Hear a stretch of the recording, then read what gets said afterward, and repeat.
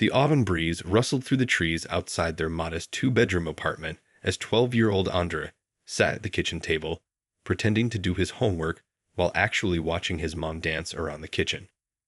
She was humming a tune he hadn't heard in years, not since before his dad passed away 3 years ago. The sight brought a mixture of emotions to his young heart. His mother, Lisa, was practically glowing these days, all because of the sparkling ring on her left hand. The proposal had happened just last weekend, after 8 months of dating Robert, a man who had swept into their lives like a whirlwind. Andrew remembered the night clearly. His mom had come home from their date with tears of joy in her eyes, calling him into the living room to share the news. "Baby, we're going to be a family again," she had said, pulling him into a tight hug that smelled of her familiar vanilla perfume. Andrew had hugged her back, but something in his stomach had twisted uncomfortably. On paper, Robert seemed perfect. He drove a nice car, wore expensive suits, and worked as a real estate developer. He brought Andrew's mom flowers every Friday and always remembered to bring Andrew's favorite chocolate bars whenever he visited. He took them to fancy restaurants where Andrew had to wear a tie, and he never complained when Andrew asked questions about his work. But there was something about Robert that made Andrew uneasy. Maybe it was the way his smile never quite reached his eyes when he looked at Andrew's mom while she wasn't watching, or how he would sometimes answer phone calls in whispers, stepping outside where no one could hear him. Small things, really, so small that Andrew wondered if he was just being paranoid. Last Tuesday, Andrew had overheard Robert talking to someone on the phone while his mom was in the shower. "Everything's going according to plan," Robert had said in a low voice. "She doesn't suspect a thing." When Andrew had accidentally made a noise, Robert had quickly ended the call and turned around with that perfect smile of his, asking Andrew if he wanted to play a video game. Andrew's friends at school were excited about the wedding. "You're so lucky," his best friend had said. "Robert bought you that new gaming system, and he's going to be your new dad." But Andrew couldn't shake the feeling that something wasn't right. He noticed how Robert would sometimes get irritated when Andrew's mom asked about his work meetings, or how he would change the subject whenever anyone mentioned his family background. The wedding plans were moving quickly, too quickly, in Andrew's opinion. Robert had insisted on a short engagement, claiming he couldn't wait to make them a proper family. Andrew's mom had been thrilled, throwing herself into wedding preparations with enthusiasm he hadn't seen in her since his father was alive. Sitting at the kitchen table now, watching his mom hum and dance while making dinner, Andrew felt torn. Should he tell her about the whispered phone calls? About the time he saw Robert meeting with a suspicious-looking man in a car park when he was supposed to be at work?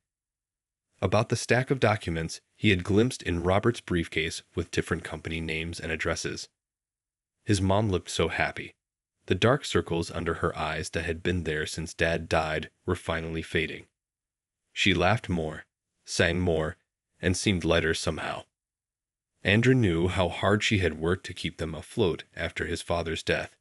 The extra shifts at the hospital, the careful budgeting, the nights he'd heard her crying softly in her room when she thought he was asleep. But as Andrew watched her now, stirring the pot of his favorite stew while wearing the apron his dad had given her years ago, he made a silent promise to himself. He would watch Robert carefully. He would document everything that seemed off. Because even if it meant risking his mom's happiness, he had to make sure she was safe. After all, since Dad died, they were all each other had, and Andrew took his job as the man of the house very seriously. His mom turned around, catching him staring. "Everything okay, baby?" she asked, her eyes twinkling with happiness.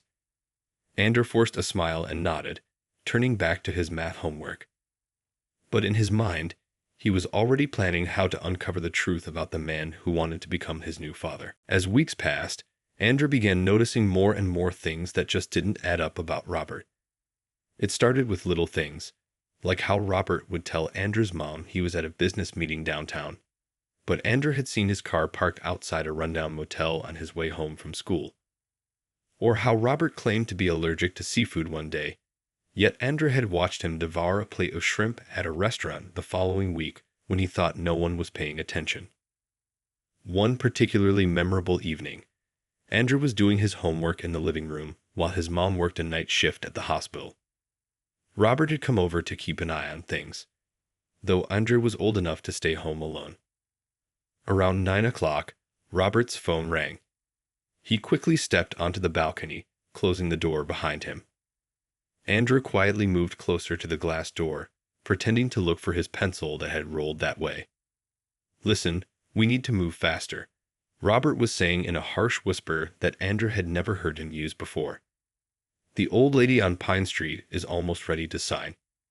"Yeah, I know about the zoning laws, but that's why we have Johnson in the city office, remember." There was a pause. No, Lisa doesn't suspect anything. She's too busy planning this ridiculous wedding." Andrew's heart had started beating faster at those words. The way Robert had said "ridiculous wedding" made his blood run cold. This wasn't the voice of a man in love with his mom. This was someone else entirely. The next day at school, Andrew could barely focus on his classes. During lunch break, he pulled out his phone and started searching Robert's name online. At first, nothing seemed unusual, just some business listings and a few photos from charity events.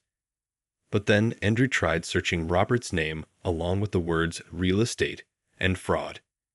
His hands shook as he scrolled through the results. There wasn't anything directly linking Robert to illegal activities, but Andrew found several complaints on local community forums about suspicious real estate deals in neighboring cities. The stories followed a similar pattern. A charming businessman would come in, promise amazing property deals, and then disappear with people's money. None of the posts mentioned Robert by name, but the descriptions were eerily familiar. That evening, while his mom was cooking dinner and Robert was supposedly stuck in traffic, Andrew decided to do something risky.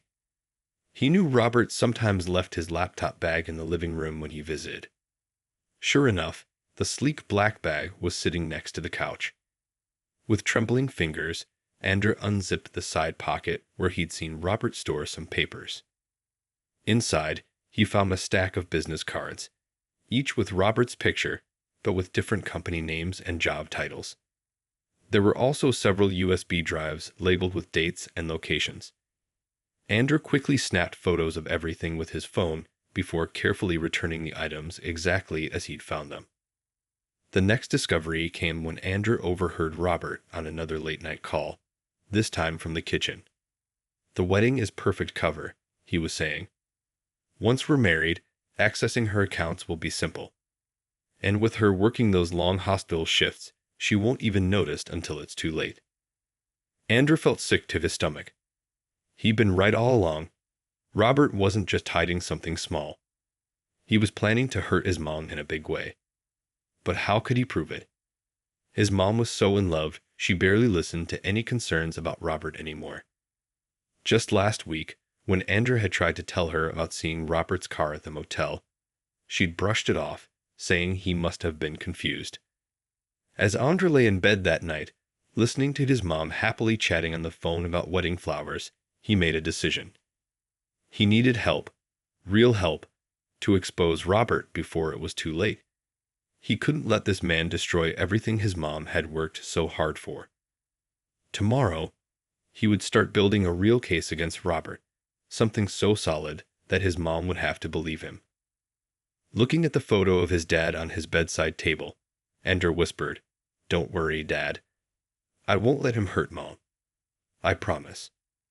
With that determination burning in his chest, he finally drifted off to sleep, his mind already planning his next moves. The next morning, Andrew walked to school with a new sense of purpose. His best friend Tommy was waiting by the bike racks, as usual. Tommy wasn't just Andrew's friend since first grade. He was also the smartest kid in their class when it came to computers. If anyone could help Andrew dig deeper into Robert's secrets, it would be Tommy. "I need your help," Andrew said quietly, pulling Tommy aside where no one could hear them. "Remember how I told you something felt off about my mom's fiancé? Well, I found some stuff, and it's bad. He pulled out his phone and showed Tommy the photos he'd taken of Robert's different business cards and the labeled USB drives. Tommy pushed his glasses up his nose, studying the pictures carefully. Multiple identities? That's definitely sketchy. My dad works in cybersecurity, and he always says that's a huge red flag. Tommy paused, thinking. You know what? We can use my dad's old laptop. He gave it to me for school projects, but it has some pretty good software for doing background checks. During lunch break, the two boys sat in the far corner of the library, hunched over Tommy's laptop. Let's start with these company names from the business cards, Tommy suggested. They began searching each company, diving deeper than Andrea had been able to on his phone. What they found was disturbing. None of the companies had proper websites, just basic landing pages with stock photos and vague descriptions. The addresses listed were either empty lots or buildings that had been demolished years ago. Tommy even found a way to check business registration dates. All of the companies had been created within the last year. Look at this, Tommy whispered, pointing at the screen. He'd found an old newspaper article from a town 3 hours away. While it didn't name Robert directly, it described a real estate scam that matched exactly what Andrea had overheard Robert discussing.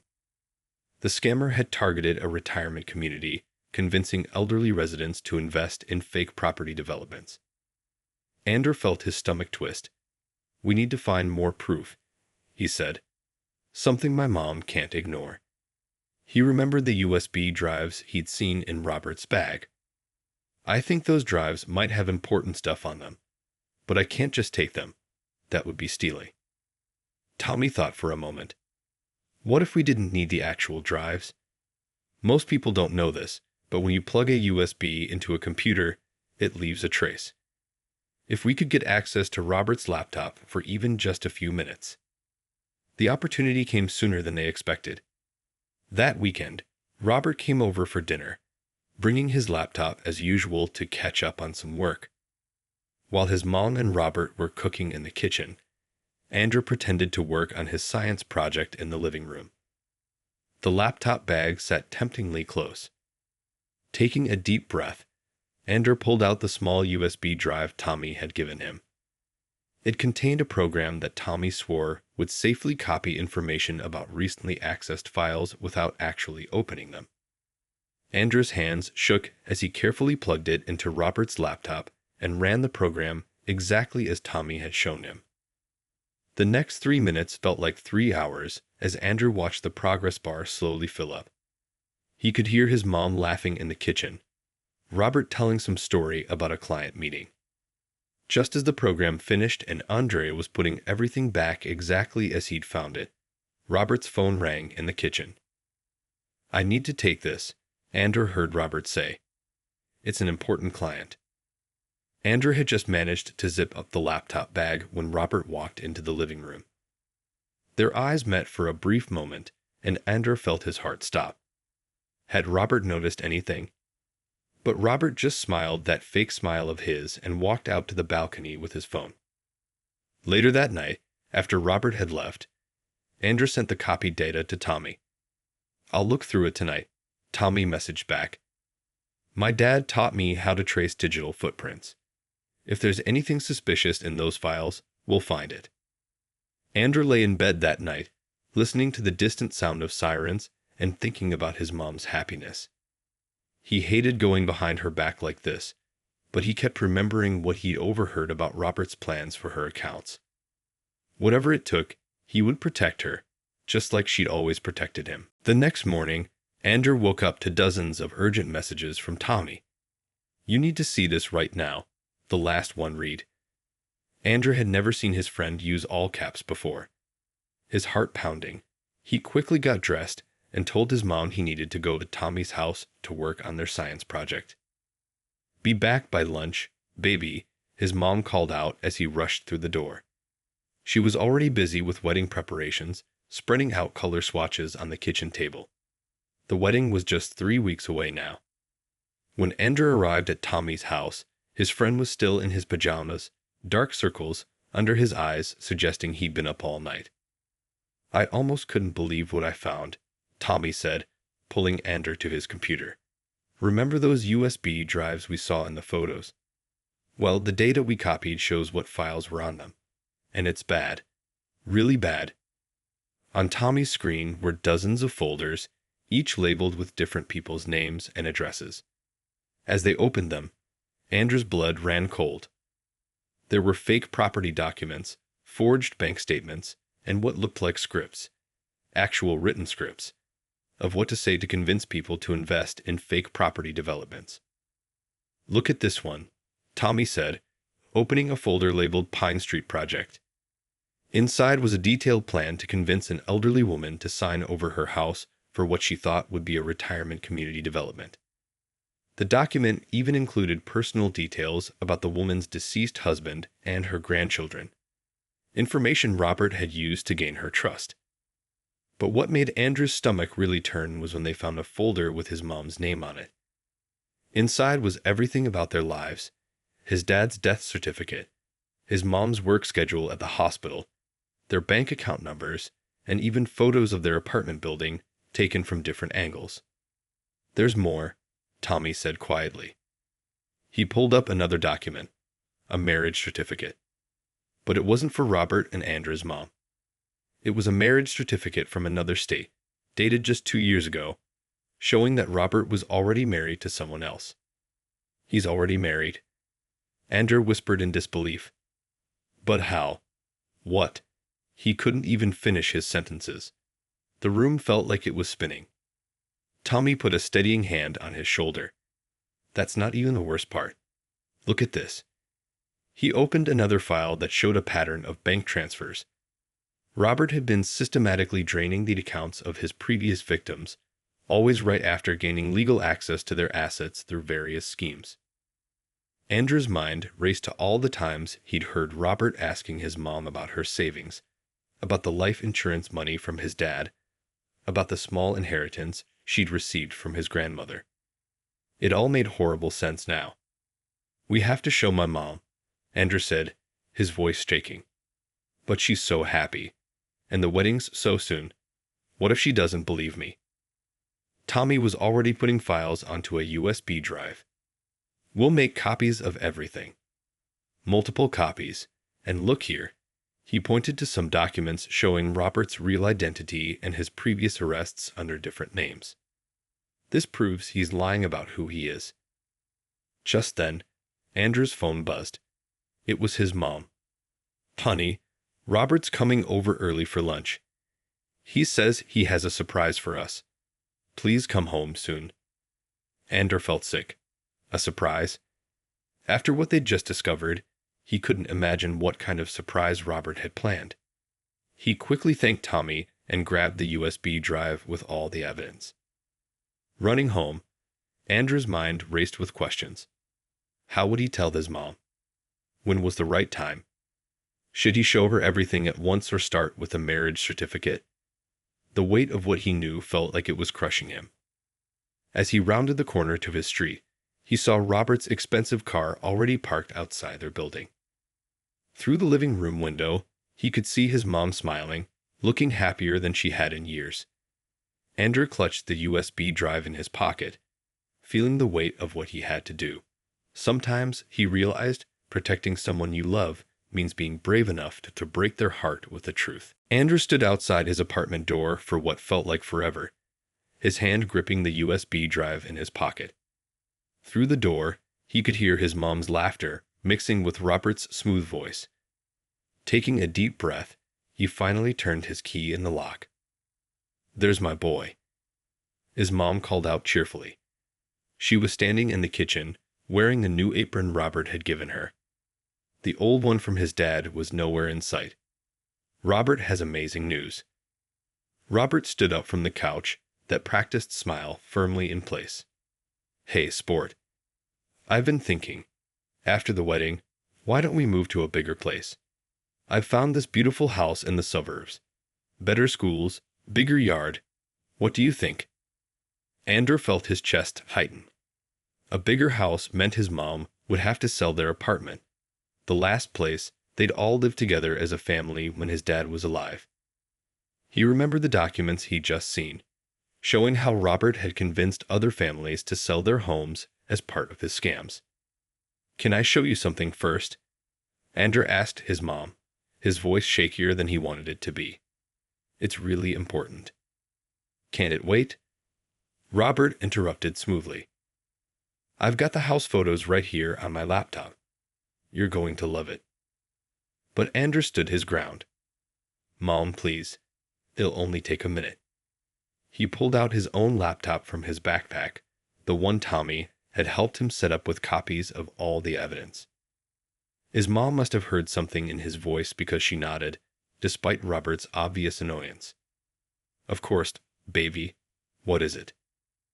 Andrew's hands trembled as he opened the files. He started with the simplest truth, the marriage certificate showing Robert was already married. His mom's face went pale as she looked at the document, then at Robert, then back at the document. "This has to be a mistake," she whispered, but Andrew wasn't done. He showed her the folders with other victims' names, the fake business documents, the scripts Robert used to gain people's trust. With each click, each new revelation, his mom's face grew more shocked, more hurt. Robert tried to step in. "Lisa, honey, this is all a misunderstanding. I can explain everything. These documents are obviously fake. Someone's trying to frame me." But Andrew had prepared for this. He pulled up the newspaper articles Tommy had found, showing Robert's previous scams under different names. Then came the photos. Robert meeting with known criminals. Robert at properties he'd stolen from elderly victims. Robert with his actual wife in another state. "Stop," his mom said quietly, holding up her hand when Robert tried to speak again. Her voice was shaking, but her eyes were clear. "Is this why you've been asking about my savings? About my life insurance policy?" Robert's face changed then, his mask slipping for just a moment. It was enough. Andrew watched as his mom saw the truth, really saw it, for the first time. She reached for her phone. "Get out," she told Robert, her finger hovering over the keypad. "Get out now, or I'm calling the police." Robert's charm vanished entirely. "You stupid woman," he snarled, showing his true colors at last. "You think anyone will believe you? I've done this dozens of times. It's your word against mine." "And mine," Andrew said firmly, standing next to his mom. "And Tommy's. And all the evidence we found.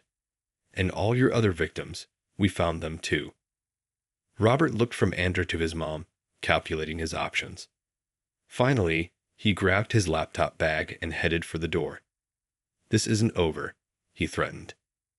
"Actually, it is," Andrew's mom said, her voice stronger now. She was already dialing the police. "Because unlike the others, we caught you before you could steal everything." As they waited for the police to arrive, Andrew's mom pulled him close, tears streaming down her face. "I'm so sorry I didn't listen to you sooner," she whispered. "You were trying to protect me all along." Andrew hugged her back, relief flooding through him. "We protect each other," he said simply. "That's what family does." The police arrived within minutes, their red and blue lights flashing against the apartment windows.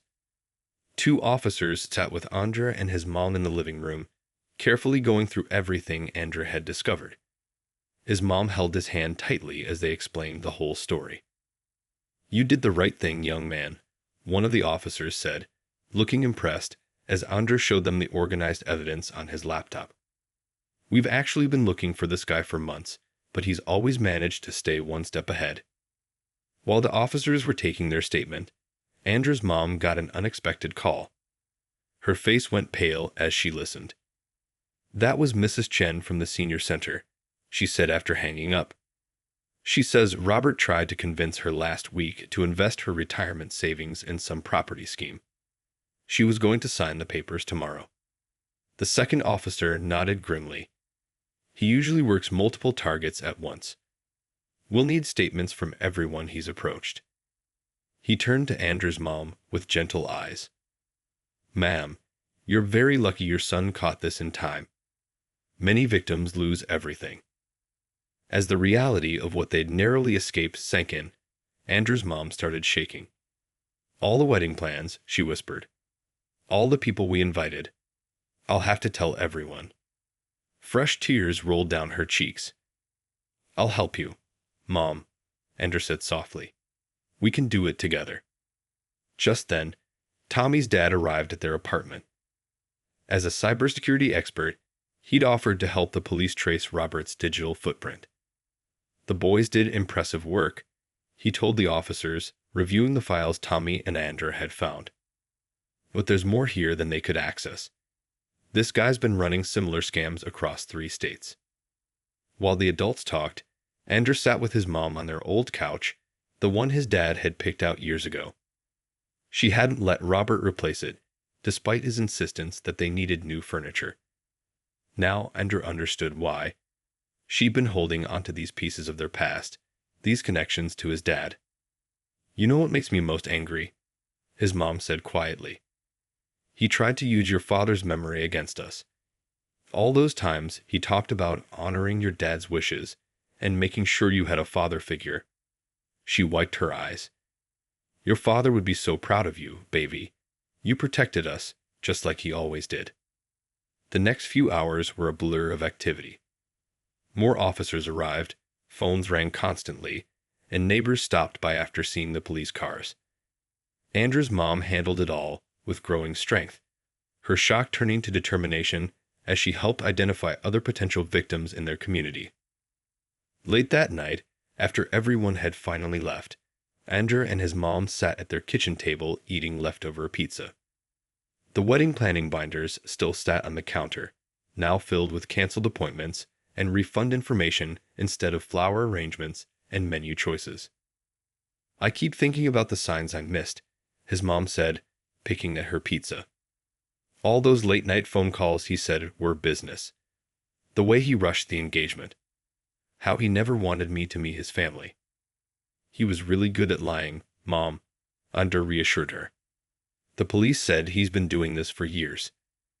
She reached across the table and squeezed his hand. "But you saw through him. When did my little boy get so smart?" Andrew smiled, thinking of his dad. "I just remembered what you and Dad always taught me, that real love means protecting the people you care about, even when it's hard." His mom's eyes filled with tears again, but this time she was smiling too. "We're going to be okay, aren't we?" Andrew nodded, feeling stronger than he had in weeks. The wedding was canceled, but something more important had been saved: their family's trust in each other. As they sat there in their cozy kitchen, surrounded by the memories of his dad and their life together, Andrew knew that sometimes the best kind of love wasn't about adding someone new to your family, but about protecting the family you already had. The morning of what should have been the wedding day arrived with gentle sunlight streaming through the apartment windows. Andrew woke up early, finding his mom already in the kitchen making pancakes, his dad's special recipe with chocolate chips and banana slices. "I thought we could use some comfort food today," she said, trying to smile. Even though they canceled everything weeks ago, Andrew knew this day would still be hard for her. The white dress still hung in her closet, waiting to be returned to the store. His phone buzzed with a message from Tommy. "Turn on the news, no." Andrew grabbed the remote and switched on their small TV. His mom nearly dropped the spatula when she saw Robert's face on the screen. "Breaking news," the reporter was saying. "Local authorities have arrested a notorious con artist known for targeting single parents and elderly residents in multiple states. The suspect, who operated under various aliases, was caught attempting to flee the country." They watched in stunned silence as the story unfolded. The reporter explained how Robert's scheme had finally been exposed thanks to the quick thinking of a young boy and his mother. More victims had come forward after hearing about their story, each sharing similar experiences of how Robert had tried to gain their trust and access to their savings. "That's Mrs. Chen," his mom gasped as their elderly neighbor appeared on screen, describing how she'd almost lost her life savings. "And look, there's Miss Patterson from my hospital." Another woman was telling reporters how Robert had approached her at a grief support group, just like he'd done with Andrew's mom. The doorbell rang, making them both jump. It was two detectives they'd been working with over the past few weeks. "We wanted to update you in person," one of them said as they sat down in the living room. "We found evidence linking him to similar scams in 5 different states. Your evidence was the key to breaking the whole case wide open." Andrew's mom squeezed his hand as they listened to the details. Robert had been arrested trying to board a flight with fake documents. When they searched his real house, not the fake addresses he'd given everyone, they found dozens of storage drives filled with information about potential victims. "There's something else," the second detective said, pulling out a folder. "We found these in his files. Inside were photos of Andrew at school, at the park, even walking to Tommy's house." Robert had been watching him, probably worried that Andrew was getting too suspicious. His mom's face went white with anger. "He was stalking my baby." "He knew Andrew was onto him," the detective explained. "That's why it was so important that you acted when you did. These guys get dangerous when they feel cornered." Later that afternoon, Andrew's mom got a surprising call from the wedding venue. Other families who'd been scammed by Robert wanted to meet there, not for a wedding, but for a different kind of gathering. They wanted to thank Andrea and his mom for stopping Robert before he could hurt more people. That evening, instead of a wedding reception, the venue hosted a community support meeting. Families shared their stories, elderly neighbors hugged Andrew's mom, and Tommy's dad gave a presentation about protecting yourself from fraud. Andrew watched as his mom moved through the crowd, no longer a victim, but a survivor helping others heal. "Your dad would be so proud," his aunt whispered, hugging him tight. She'd flown in for what was supposed to be the wedding, but stayed to support them through everything else. "You're just like him, always looking out for others." As Andrew looked around the room at all the people Robert had tried to hurt, he realized something important. Sometimes the best celebrations aren't about new beginnings, but about stopping something bad before it can hurt the people you love. His mom caught his eye across the room and smiled. A real smile, one that reminded him of how she used to smile when his dad was alive. They'd lost a wedding today, but they'd gained something more valuable. Proof that they were strong enough together to face anything that came their way. The courthouse was packed on the morning of Robert's trial. Andrew sat between his mom and Tommy in the front row, watching as more and more people filed in. He recognized faces from their community meeting. Mrs. Chen with her grandson, Miss Patterson from the hospital, and several others who'd almost fallen victim to Robert's schemes. "All rise," the bailiff called out. Andrew felt his mom tense beside him as Robert was led into the courtroom. He looked different now. No expensive suit, no charming smile, just a man in an orange jumpsuit who couldn't quite meet anyone's eyes. The prosecutor stood up, holding the very USB drive Andrew had helped discover. "Your Honor," she began, "the evidence we'll present today shows a pattern of deliberate fraud spanning multiple states. Thanks to the courage of one young boy and his mother, we can now prove the full extent of the defendant's crimes." One by one, witnesses took the stand. Each story followed a similar pattern. Robert would find vulnerable people, learn their weaknesses, and use their trust against them. Andrew's mom squeezed his hand tightly when it was her turn to testify. "I'd almost married this man," she said clearly into the microphone, her voice stronger than Andrew had ever heard it. "He didn't just try to steal our savings, he tried to steal our future. But my son saw what I couldn't see. He protected our family when I was too blinded by false promises to protect myself." Tommy's dad testified next, presenting the technical evidence he helped uncover.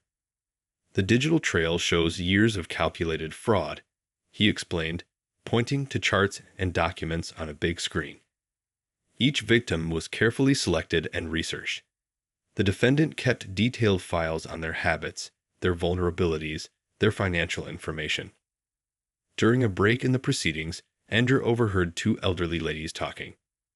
"Can you believe how young that boy is?" one whispered to the other. "If he hadn't been so brave, That man might have gotten away with everything. The defense tried to paint Robert's actions as simple misunderstandings, but the evidence was too strong. When Robert himself took the stand, his old charm had vanished completely. He stumbled over his words, contradicted himself, and finally fell silent under the prosecutor's questioning. Just before the jury went to deliver it, the judge did something unexpected. He asked Ander to stand up. "Young man," the judge said, looking straight at him, "I've been presiding over cases for 30 years, and I've never seen someone your age show such courage and determination to protect their family. You remind us all that sometimes the youngest among us can be the wisest." Ander felt his face grow warm as people in the courtroom nodded in agreement. His mom wrapped her arm around his shoulders, tears shining in her eyes. The jury took less than 2 hours to reach their verdict. When they announced guilty on all counts, a collective sigh of relief swept through the courtroom. Robert would be going to prison for a long time, and he'd have to pay back everything he'd stolen from his victims. Outside the courthouse, reporters gathered around them. "How does it feel to know you stopped a criminal who'd been operating for years?" one asked Ander. Ander looked at his mom before answering. "I just did what any kid would do to protect their family," he said simply. "My dad taught me that family is the most important thing we have. Sometimes protecting it means being brave enough to speak up when something doesn't feel right." His mom hugged him tight, not caring about the cameras. "My boy," she whispered proudly, "you didn't just protect our family. You protected all these families. Your father would be so proud of the young man you're becoming." As they walked down the courthouse steps together, Ander realized something important. Sometimes the hardest choices, like stopping your mom's wedding, turn out to be the most necessary ones. And sometimes being brave isn't about being fearless. It's about doing what's right even when you're scared. 6 months had passed since the trial. The leaves were turning golden again, and Ander sat at their kitchen table, helping his mom sort through old photos. They decided it was finally time to make a new family album. Not to forget the past, but to celebrate how far they'd come. "Look at this one," his mom smiled, holding up a picture of Ander with Tommy at the awards ceremony. The local police department had honored both boys for their role in catching Robert. Tommy's dad had framed the certificate that now hung in their living room for outstanding service to the community. The morning newspaper lay open on the table, showing a small article about Robert's latest court appearance. He'd been sentenced to additional years after more victims had come forward. But that wasn't what made Ander and his mom smile. It was the other article about the support group they'd helped start for families affected by similar scams. Mrs. Chen called earlier, his mom said, carefully placing another photo in the album. "The community center wants us to speak at their senior safety workshop next month. Can you believe we've helped over 20 families learn how to protect themselves from fraud?" Ander nodded, thinking about how much had changed. His mom's eyes had their old sparkle back, not the artificial excitement she'd shown with Robert, but real joy. She even started taking evening classes in financial counseling, wanting to help other single parents protect themselves. The doorbell rang, and Ander opened it to find Tommy and his dad carrying boxes of pizza. It had become their Friday tradition, dinner together, followed by board games or movies. Sometimes Mrs. Chen would join them, bringing her famous dumplings. Other times, Ms. Patterson from the hospital would stop by with cookies. "I got an A on my cybersecurity project," Tommy announced proudly as they set up dinner. The teacher said our experience helping catch Robert inspired her to add a whole unit about protecting personal information online.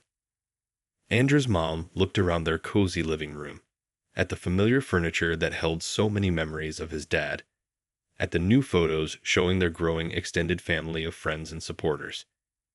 "You know," she said softly, "I used to think I needed to find someone new to make our family complete. But you showed me that our family was already perfect just as it was." After dinner, while the adults chatted, Ander and Tommy sat by the window, working on their latest project, a website to help kids recognize warning signs when adults in their lives might be in danger. They'd already gotten permission to share it at other schools in the district. "Your dad would be so proud," Tommy's dad said, noticing what they were doing. "Both of you boys. You turned a bad situation into something that helps others." Later that night, after everyone had gone home, Andrew found his mom looking at their wedding photo wall. The space where Robert's photos had been was now filled with pictures of their real family. Andrew's school achievements, group photos from the support meetings, snapshots of happy moments with friends who'd become like family. "You know what I realized?" his mom said, pulling him close. "A wedding doesn't make a family. Love does. And protecting that love, that's what makes us strong." Andrew looked at the newest addition to their wall. A photo of him and his mom at the courthouse after the trial, both smiling with real happiness. Beside it hung his dad's old photo, his warm smile seeming to approve of everything they'd accomplished. "We're going to be okay, aren't we?" Andrew asked, even though he already knew the answer. His mom kissed the top of his head. "More than okay, baby. We're going to be extraordinary, because we have something Robert never understood. We have true love, honest hearts, and each other.